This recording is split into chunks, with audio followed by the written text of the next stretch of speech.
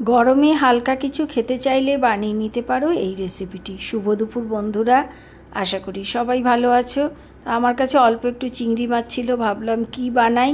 তো সব সবজি অল্প অল্প পড়েছিল, এই ঝিঙে, পটল, তারপরে কুমড়ো, সজনে ডাঁটা, বরবটি, আলু, তো সব দিয়ে আর অল্প একটু চিংড়ি মাছ দিয়ে ভাবলাম এই রেসিপিটা বানাই আর তোমাদের সঙ্গে শেয়ার করি।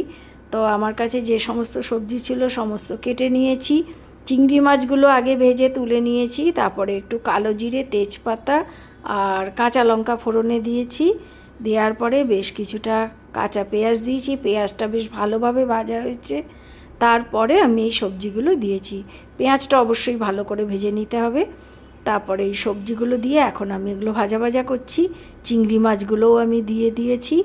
লবণ আর হলুদ দিয়েছি, মশলা কিচ্ছু লাগে না, শুধু লবণ আর হলুদ দিয়েছি। দিয়ে আর একটু ঢাকা দিয়ে দিলাম। কিছুক্ষণ পরে ওই সবজির জলেতেই বেশ কিছুটা সেদ্ধ হয়ে গেছে, দেখো জলও বেরিয়ে গেছে। তো এই পর্যায়ে আমি একটু গরম জল ফুটিয়ে এর মধ্যে দিয়ে দেবো। তো অবশ্যই এর মধ্যে ঠান্ডা জল দেবে না, গরম জল দেবে আর তেজপাতা দিয়ে দেবে। এই যে দেখো আমি গরম জল দিয়ে দিয়েছি। আর যে যেমন ঝাল খাবে সেই অনুযায়ী কাঁচা লঙ্কা দেবে চিড়ে চিড়ে। এটা একটু ঝাল ঝাল আর একটু ঝোল ঝোল হলেই খেতে ভালো লাগে। আর এটা খুব গরম গরম খেতে ভাত দিয়ে সত্যিই খুব ভালো লাগে। গরমকালে একটা হালকা খাবার, এটা আমার খুবই প্রিয়। আর তোমরা কারা কারা এইটা বানাও আর খেতে ভালোবাসো আমাকে অবশ্যই জানিও।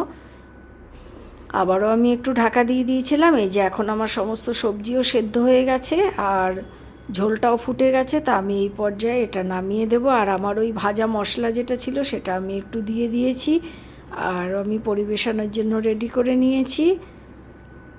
এই যে আরও একটু কাঁচা লঙ্কা দিয়ে দিয়েছি। ভিডিওটা ভালো লাগলে please like, share and subscribe করে দিও। সবাই খুব ভালো থেকো, টাটা।